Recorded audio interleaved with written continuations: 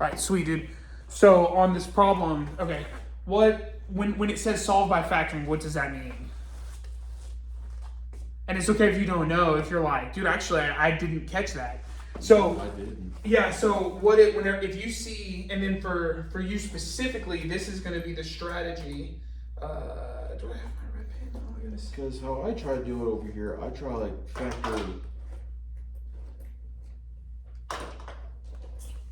I try to factor an x out of them, but there's no x on that too, so I'm like, no, I can't do that. Yeah, so check it out, dude. If you see, let me do it with blue here. I even tried to see maybe I can go and factor out like a 2, but a 9 doesn't go into a 2. Right. So identifying what this means is going to solve a lot of those. How do I even start the problem that you're having a problem with right here? Solve by factoring. This literally means to use the AC method. That's literally what it means. So use the air conditioning method? Yeah, yeah. You gotta keep it cool. No, use the AC method. Have you been shown how to do that? You've seen. I'm sure you've seen it because Lopez is doing it in class, but you may not be like catching it entirely. So we can go through it. But that's what it means when it says solve by factoring. It says straight up use that. Let's go through it. Yeah. So like what it means is, do you remember how a polynomial can be written like just a general one, right? Where you have this a plus c, right? Where it's saying like the a is that, the b is this one, and the c is the constant. Right. Okay. So all it's doing, so this AC method is saying you're going to take this number and that number, and you're going to multiply. And so what's cool? Multiply them. And so in that number, you're going to gain all the factors. Yeah. Okay. So whichever adds up to that. Yeah. Bx or b whatever. Yeah. So to recap, if you see solve by factoring, like you don't have a choice. You do this. You know what I mean? So it's like if you understand what the question is asking, you straight up go, I know it's the AC method. What do? I multiply the A and the C together. Done. Like, so those first few steps automatically come out. So what that means, yeah, I'm still in front. Okay, so like what that means is we would multiply which two of those numbers together? The 9x squared times the 2. Well, and also check this out. It says just the AC. So I'm not going to multiply by the x. I'm just going to take the 9 times 2. So we're just going to be taking the x the numbers, pluck it off, and yes, exactly. Somewhere else. Yeah, because the AC method doesn't say the ax squared c method, right? It just says the a and the c. That's all you want. So I'm going to come over here and I'm going to multiply. I'm going to go 9. I'm not going to 9 times 2. What does that equal? 18. Perfect. Okay, so now 18. Now this is the first step. Now, like what you said, we're doing a factor tree, right? So we're just saying, we're saying just what two numbers can we're just listing them out, can multiply to 18. There's 2 and 9. There's 2 and 9. What else is there? There is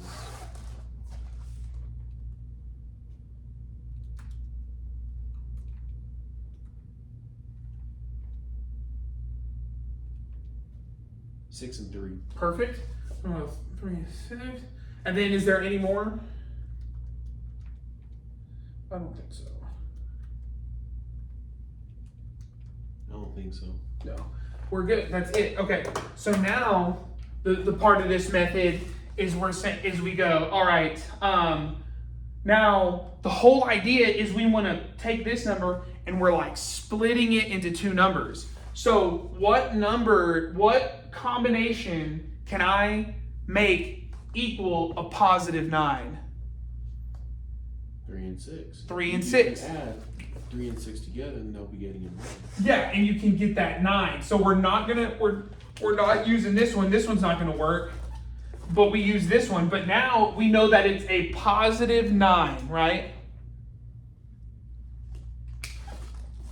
So if these add up to a positive 9, they both have to be what? They both have to be positive. Yes. because there'll be cases where they won't. Like you'll get a number and one will have to be minus or one, you know what I mean? Or So both of them will have to be minus. Exactly. So you just have to make sure, okay, I know it's a positive 9, so what can I add up? Or, in another case, if one is, if it was like a negative number or something like that, what combination of the numbers, plus, minus, or both, would equal that number in the middle, the B part, right? Right. Okay, cool. So, and now we know that we could split this guy up into these two because this equals 9x, right? Yes. So all I do for these to equal x, I just have to make them all like terms now, right? So 3x plus 6x equals 9x. All I did was just make sure that it's going to be an x, right? Okay. And that part's not necessary. All you're doing is now, because of this step, you can rewrite it. You're just rewriting everything is this, and then you're going to put, instead of a 9x, you're going to put this because it equals 9x, right? So yeah, so you have a 3x plus 6x. Right, and now you just put the other stuff in, and so now you're at this, right? And the whole point of this, now when you get to here, do you see what I did?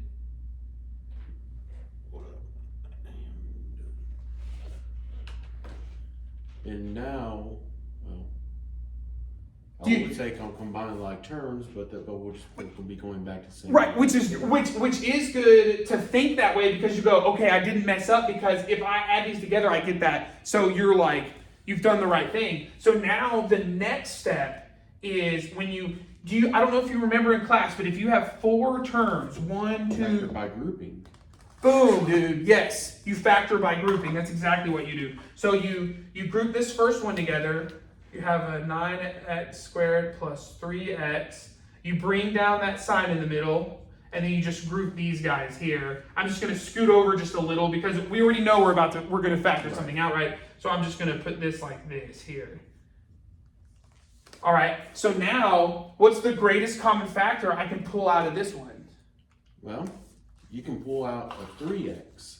Perfect. Out of them. Perfect, dude. So now under here, I would pull that 3x out, and it would leave me how much right here? If I pulled a 3x out of, do you know how to?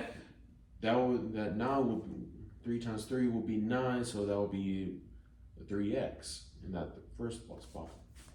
Perfect. 3x. Because 3x times 3x, that will be 9x squared. Perfect. And then what happens right here? 3 times 1. Perfect. Because it's just itself, right? So you pull that factor out, right?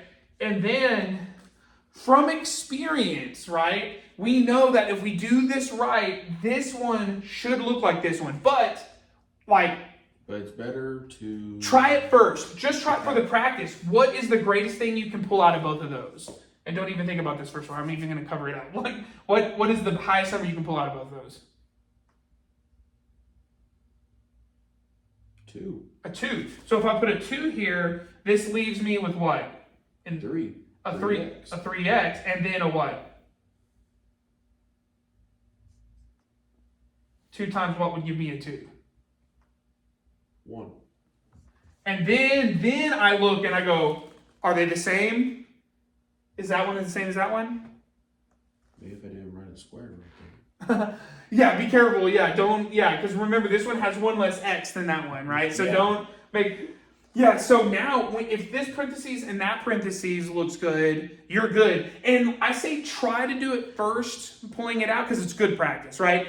You can, but you could have just copied it down there and looked and said, what could I multiply to get back to here? You can do that too. But I suggest, just for the practice, try pulling the greatest common factor out first. You know what I mean? It's just good to build that kind of. So now we're here, and if you remember from greatest common factor, what do we do here now? And then we're gonna come over here. Well, you're gonna have to write down what they have in common. Yeah, because now you have, because in a funny way, now you have, because here we had 4 parts, right? Right. Then we split them into 2.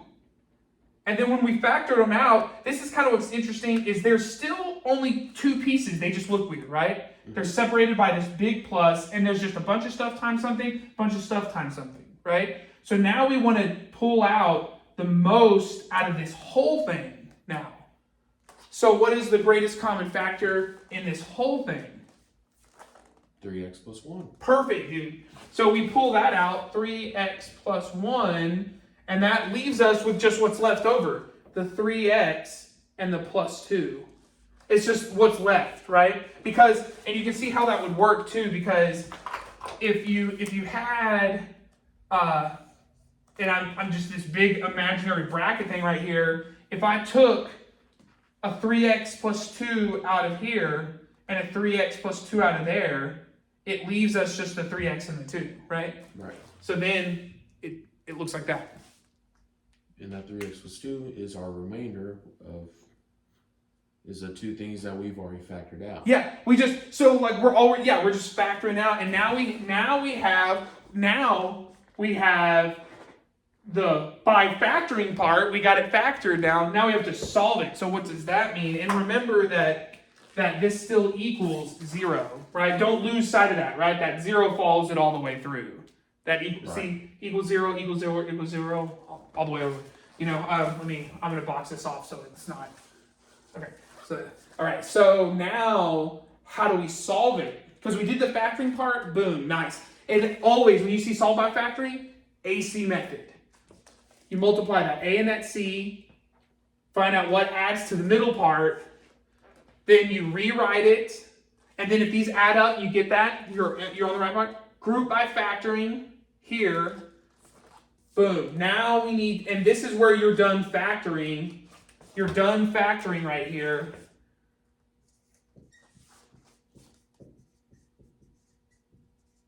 And now you need to continue on. Now this is the solving part. Now we got to solve this bad boy. So what do we do to solve it?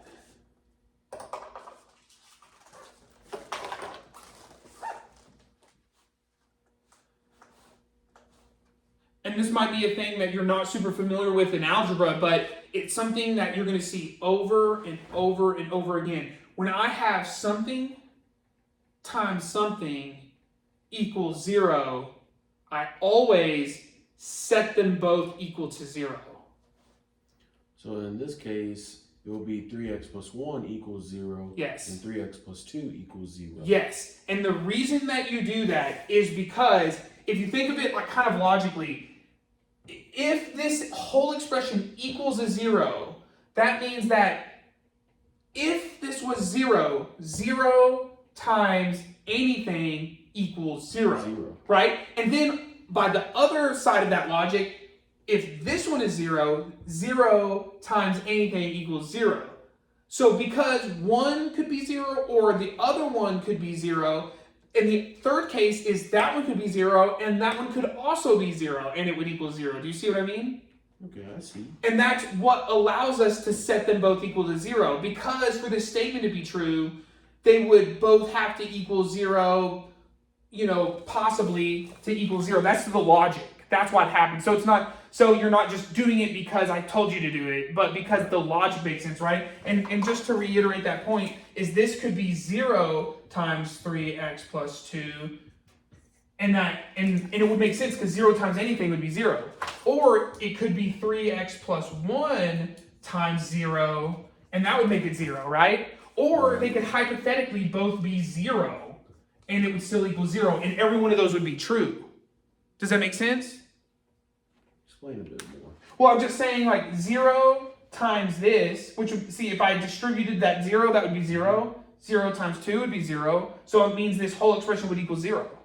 Okay. And so all I'm saying is what if, right? And then, but what if the second one was 0? 0 times 1 is 0. 0 times 3x 0 times is 0 is 0. Right? And then if they're both 0, obviously it's 0. It's obviously 0. Yeah, so that's what allows me to make the move where I go, okay, well, I'm going to set, if this is true, that allows me to say, okay, I'm going to set this one equal to 0, and I don't want to get too far off the deal, but I'll erase this. Oh, let me erase that part, because this is just the conceptual part, right? And so now that allows me to take this portion and say, hey, 3x plus 1 equals 0, and then 3x plus 2 equals 0. Yeah, and now you can solve it because you broke it apart. And now we can go ahead and move over the 1, make that into a -1, divide those by 3. That will be making a -1 over 3. Boom, that's one of the answers, and now you do the same over here. Move over the 2, that's going to be making it to a -2. Divide them both by 3, it's going to be a -2 over 3. Boom, and you have solved the problem. Whenever it said 3x plus 1 and 3x plus 2, my first instinct was to do the full method. Right, but it would just put you. But if you foiled it, it actually put you right back. It actually put you right back there. Well, you go here and then you go back. Yeah. So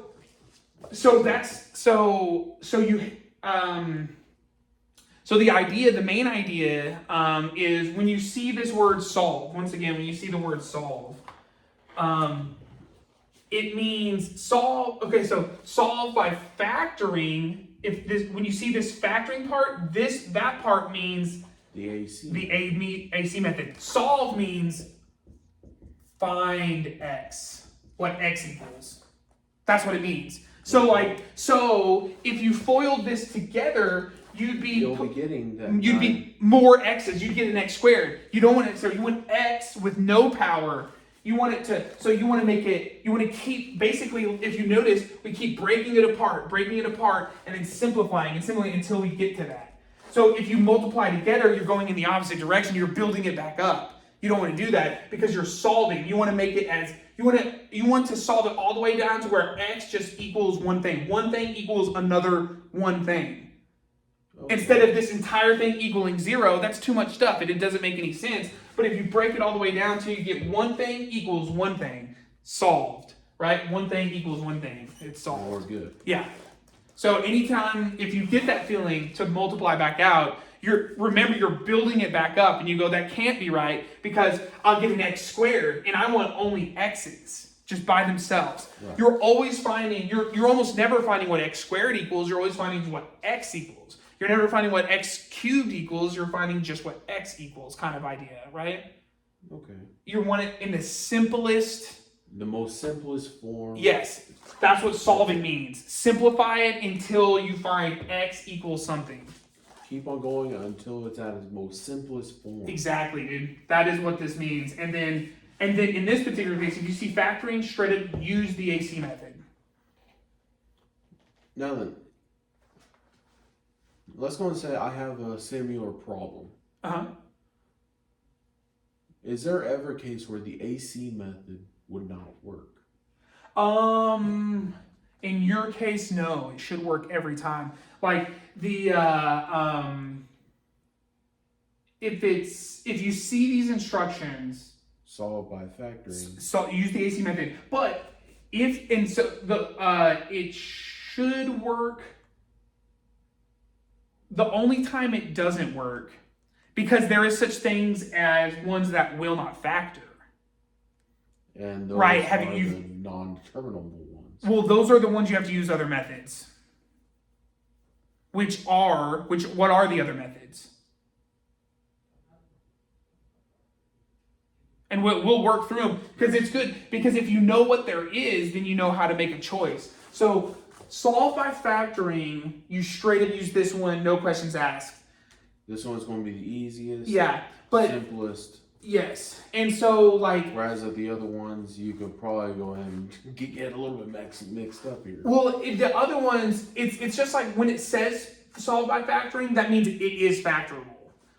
If you don't know, then this method could or may not work. If it says let's say it says solve by your choice, right? She'll put that in the I'm actually gonna instructions. Yeah, I actually would recommend, and it does kind of depend on how they look, right, a little bit. But I would almost say the quadratic formula is your big hammer that will solve every one of them. It'll solve this one.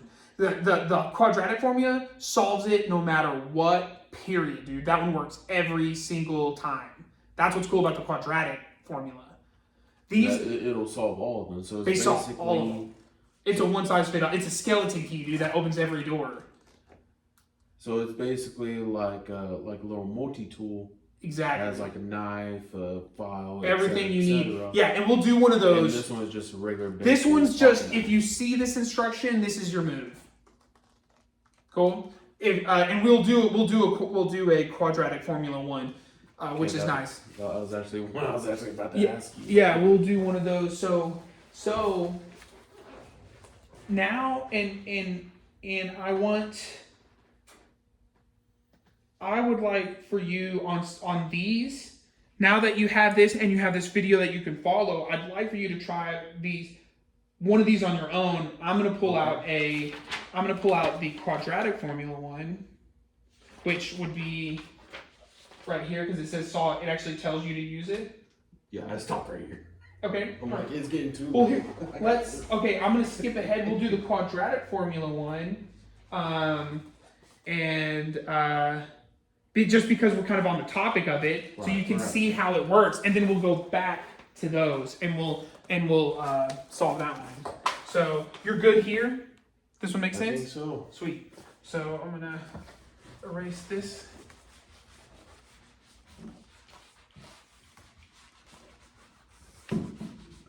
Nice. And it's like you get that method down and crush it every time. And just remember, like this process, when you see solve by factoring, just think the AC method. Solve by factoring, the AC method. And for what I'm going to be seeing, it should work just about every time. It will. If the instructions say solve by factoring, AC method, every time it will work. Yes, if that's in the instructions. But then if it doesn't, then if it's quadratic formula. Yeah, if it says because it's either going to say just like in your homework.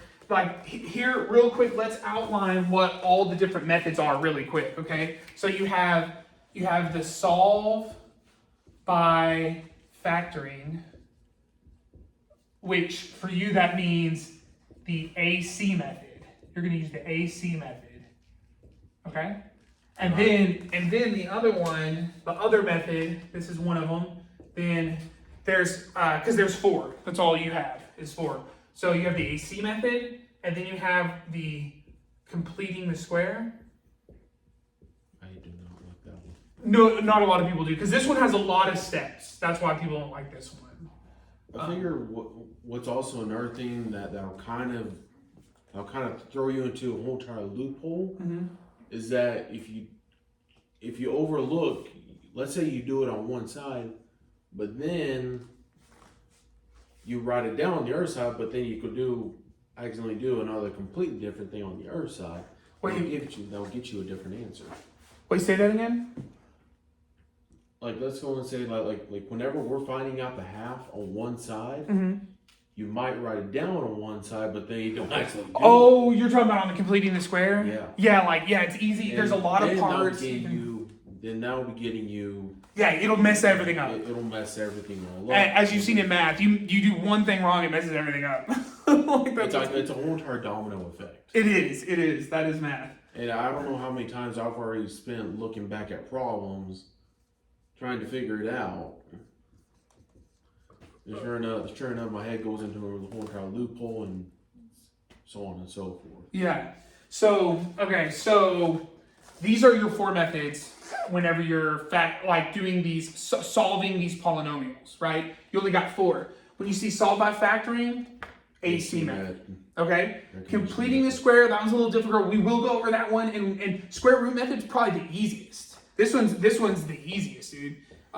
Easiest right here. This one's the easiest.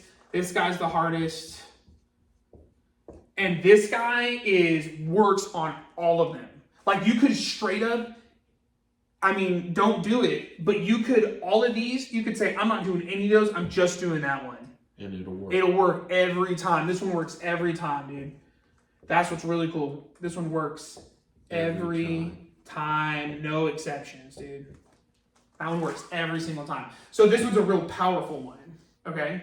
So let's say this test, she said she's going to give you one. She's not going to tell you how to solve it. You can pick your own way. I'm telling you, you do it this way. Quadratic formula. Use the quadratic formula. It'll get me to the surefire answer. Yes, unless the square, because I'll show you what a square root problem looks like, and it's really easy. You can still use the quadratic formula, but it's not going to be apparent on that one. But if you see the square root method, just use the square root method. And when you see it, we'll work through it, and you'll go, bro, that one's so easy. You won't even have to remember steps. That's how easy this one is. Okay. But means do not complete the square. Yeah, and this one, when you do this one too, though, it'll look very different. The setup on that one looks way different than those, so you'll know just by the way it looks. Okay, but let's do the quadratic formula one real quick. So we're gonna have. I'm gonna leave these up here. Hold on, I'm gonna actually move this here so we can use this left side of the board a little bit. There we go. Okay. You can still see right here though. Okay, cool. So we'll start right here. So these are your methods, and we're gonna work on. Is your camera still recording? Yes. Yeah, we're still going in. Cool. And I'll try to put them in chapters too, so it'll be easier for you to find. I'll send you a private link to this video on the YouTube. Okay, so this one, actually let's do it with the harder. Yeah, this one right here. We're actually gonna do 72. And it's going to be 3x squared equals 6x minus 1. Okay? All right. And we are going to use, and I'm doing this one.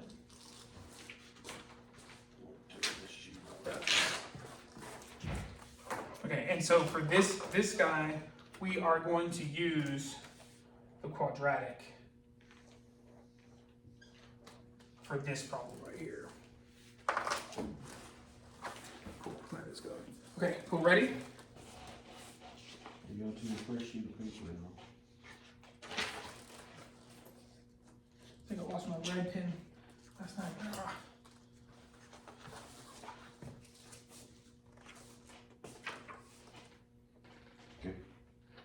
Okay, cool. So when you remember that generic form of that like quadratic or polynomial I wrote earlier, where I said like ax squared plus bx plus c equals 0. When you see that, this is just a standard form and it's generic, but it helps you know where a, b, and c is, right? So you could move all these over to make it look just like that. Right? But you could also just say, just looking at this, which one of these is my A? The x squared. The x, yeah, and the number in front of it, right? Right. So my A. We'll just pluck off the x squared. Yeah, because we know that the A is in front of the x squared, so we know my A is 3. Now, which one is my B? That would be the 6. Yeah, the B is the 6, right? Okay, which one is my C? -1. Okay, cool. So actually, you do want to move it. You do actually want to go ahead and move it in standard form, and I'll show you why. Because let's say that you did it like this, and you put the -1. Now, what happens if I rearrange this guy and I say? Because I'm just moving it over here to this standard looking form, right? And I set it equal to 0, right? Do you see what I did? Because I just took 6 and I moved it to the other side. But wouldn't that be making it okay, never mind. Right, because this is positive, so it'd be negative, right? I thought you just like transferred it over there. Yeah, I just and not it didn't change the sign. I'm like, when you have to change the sign, but you did. Right, you see, yeah, so I changed the sign. So now it looks like this. Now, what is my A? What is my A? It'll still be the 3x squared. Yeah, or the 3, right? Because we just want the A part, yes. not the, yeah. Okay, what is my B now, though? The -6. See how this one's positive? Mm-hmm. You want to move them over, or it won't work. You always want to make sure that they're in the standard form. Yeah, because you'll have a sign problem. And if we have a sign problem, that means that later dominoes. on we'll be having everything goes wrong. Yeah. So over here, and now we have a +1 instead of a -1. Do you see what I mean? So you want to always move it into the standard form, okay? This way right here, this form is no good because you'll get wrong signs here. So that's no good. You want it standard form, and that gives you your right ones, okay? All right, so now that we have that, and this is what's great about the quadratic formula is Professor Lopez, she's giving it to you on the actual so you don't got to memorize this. I'm going to write it out. So you're going to see it like this. You're going to see her write on somewhere on the paper, you're going to see a minus b plus or minus the square root of b squared minus 4ac over 2a. You're going to see that written on the page. It's going to be given to you. Right. Okay? So all you have to do now, this is what's cool about, this is how powerful this dude is. You've already identified what they are. You just plug them in. That's it. There's no steps. And you just multiply your way there. Yeah, you just have to be careful with your algebra, but you're just plugging this thing in. There's no like steps you have to remember. Yeah, but sometimes it'll like yes, but sometimes you'll get eyes and stuff like that, so you just have to be careful. But and if it's a negative. Well, and also too, that may give you a decimal, and you can't answer in a decimal. You have to give them a fraction. You have to answer in a fraction. Yeah, but you can use that to go through the parts for sure. So, and another smart move with the quadratic formula is now that you have it right here, recopy it and then just put parentheses where the numbers are, and then fill your numbers in. Okay, this is a really good strategy. So, because a lot of people forget that the minus is a part of the equation. Oh. You see what I'm saying? Because like, what if you already have a minus here? Some people forget that minus. You see what I mean? Now I know where I went wrong. Yeah, so this is a good strategy. So whenever you build right underneath it, you'll have, because this 4 is a part of it, and just anywhere where there's a letter, put a parentheses now. You see what I did? So I took the B out and I just put parentheses. I'm just making space. I'm just making space for everything.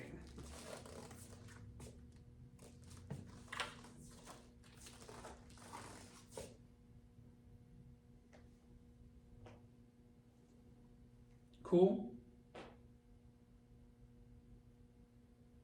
All right, now we'll be able to go and Yeah. put them all in.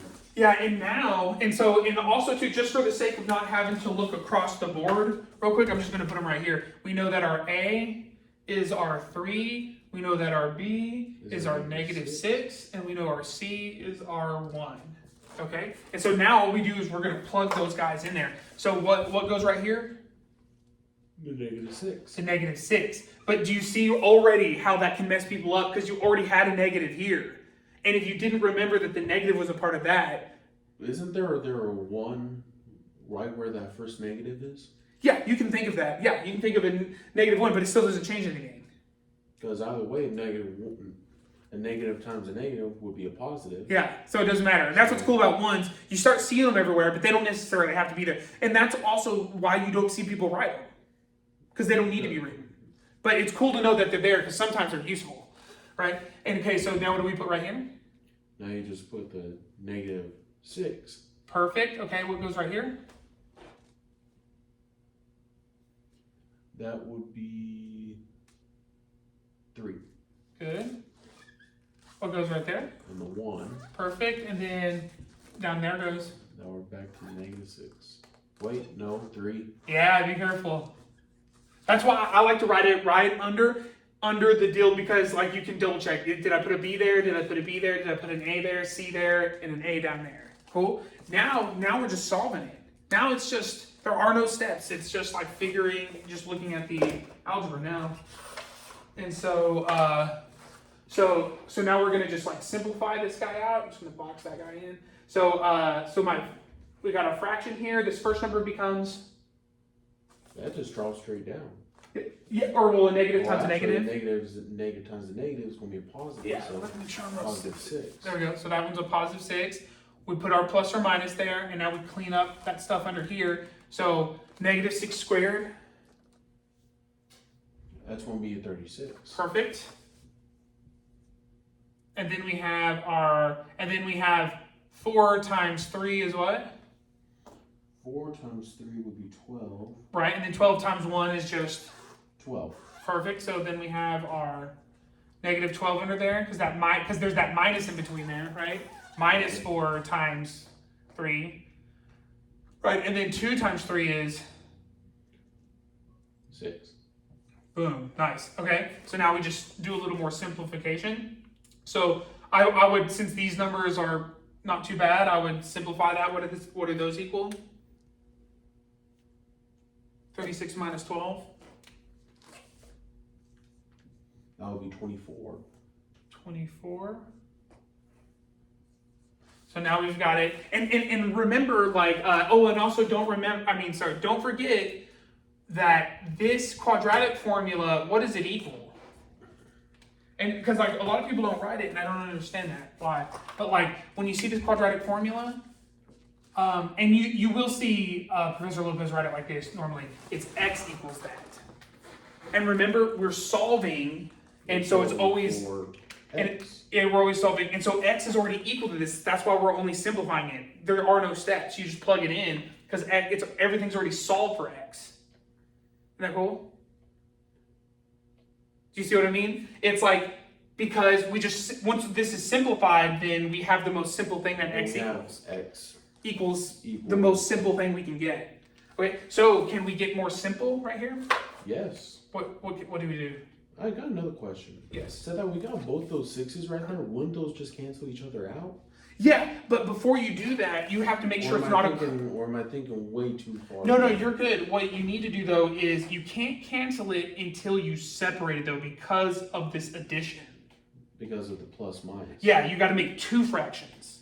This is a complex fraction. Make 2 simple ones, which means that would be 6 over 6. And then you'd have a plus or minus. Minus 24 over 6. The square root of 24 over 6. Don't forget that square root. And then you're right, because then 6 over 6 is what?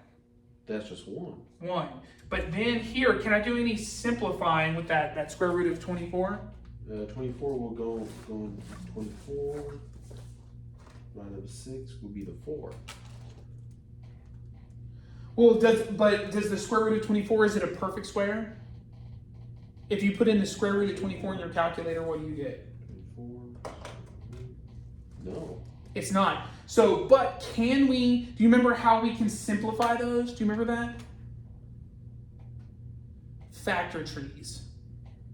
We do that factor tree thing. So like we take 24 and we break it into smaller parts and see if we can get anything out of there. So what's my lowest number that can go into 24? Make sure I'm not in the way. What can 4 and 6?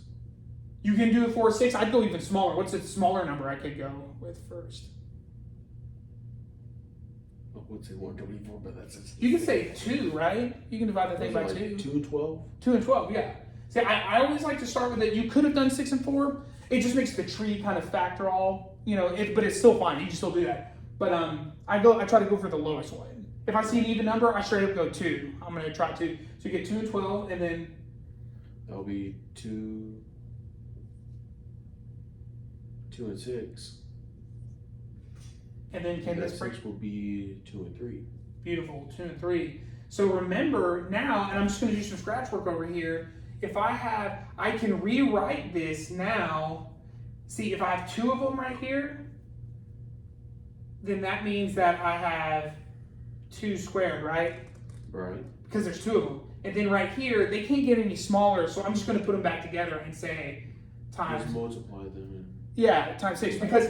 Because all the squares, they can come out, right? Because do you remember how you can rewrite these like 2 squared times, you can split these up just like you can split those fractions up? Right.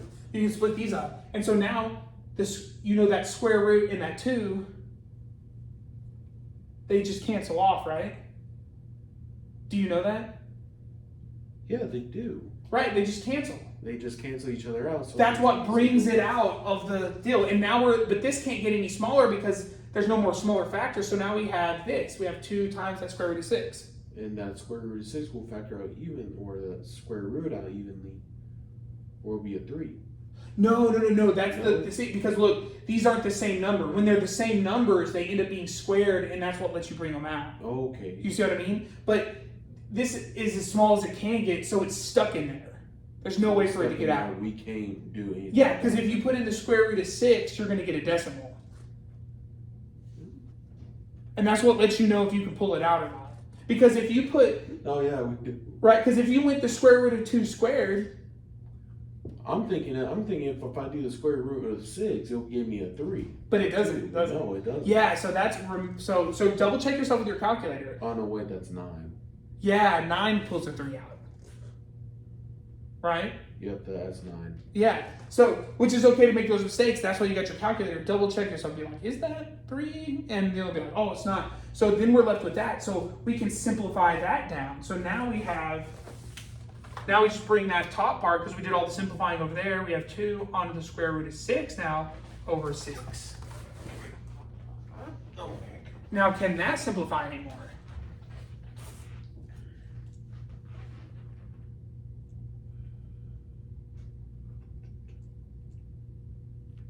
I want to say yes. Yeah, because you have a 2 and a 6. And both those are divisible by 2. Yes. So now you'd have a what? I'm going to... 2 and a 3. Or actually a 1 and a 3. A 1 and a 3. There you go. So now you have x, and there's your answer. X equals 1 plus or minus the square root of 6, because that becomes a 1 over 3, and that's your answer.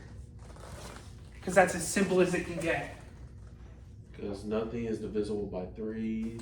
Yeah, it's 3 as small. is just itself. You got it as small. X equals the smallest amount of stuff.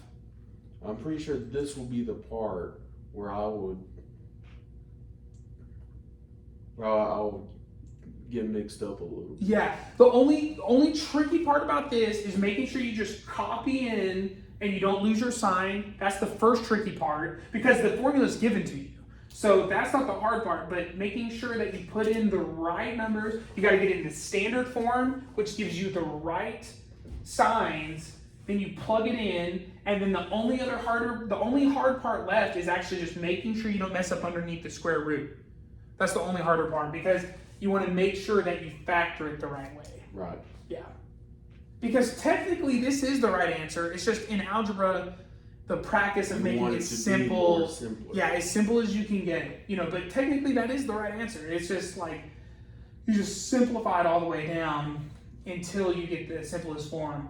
But you can see how valuable that is, because if you didn't simplify this down, you wouldn't get good at square roots. You know what I mean? And you want to be good at simplifying square roots.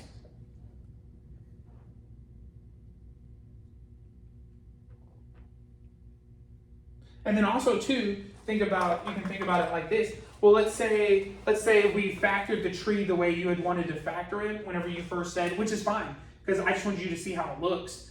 Because you said a 4 and a 6, right? Right. Right? And then is 4 a square root? Can you do a square root of 4? 2. Yeah. So if I square rooted both of those,